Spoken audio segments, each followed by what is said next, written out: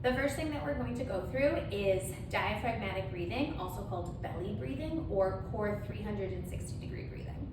This is what I will give to my postpartum patients at their very first postpartum appointment.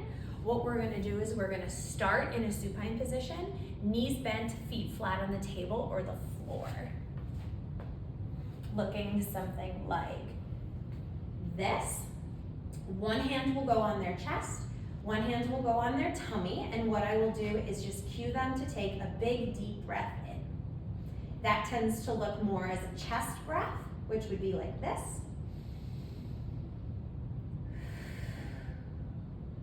What I will then do is cue them to keep their chest hand relatively still and try to expand mainly through their belly hand. That should look something more like this.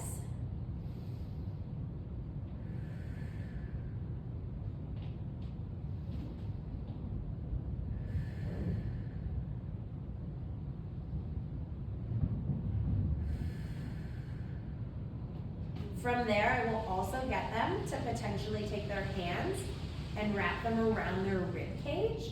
4 fingers in the front, web of the index and thumb around the lateral aspect of the rib cage, and then thumbs resting right by those ribs 11 and 12. From here, they're going to take a few more big deep belly breaths or diaphragmatic breaths.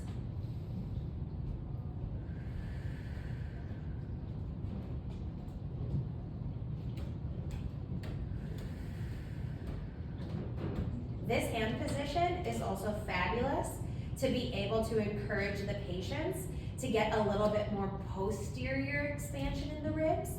You can have them imagine wearing a high-waisted pair of shorts and thinking about expanding that waistband of those shorts all the way. Have them do a couple reps here.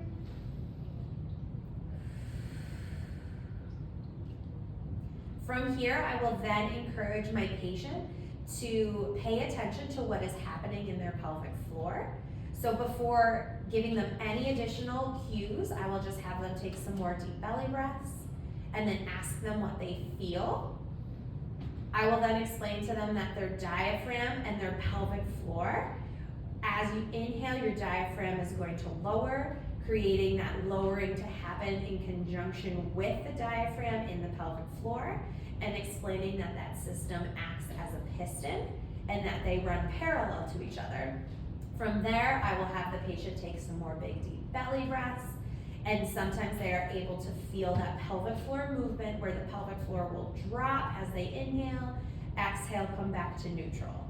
If they are having a hard time feeling that in this supine position, we can have them try it in a kneeling position. Once again, hands either around the rib cage or chest and tummy. Same thing, in this position, they may be able to feel that inferior movement of the pelvic floor and that recoil to its neutral position slightly better.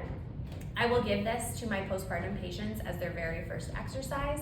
I tend to tell them to work on this for 5 minutes a day to help down regulate their nervous system, give themselves some time to just focus on their breath work. This could be something where they do skin to skin with baby on their chest.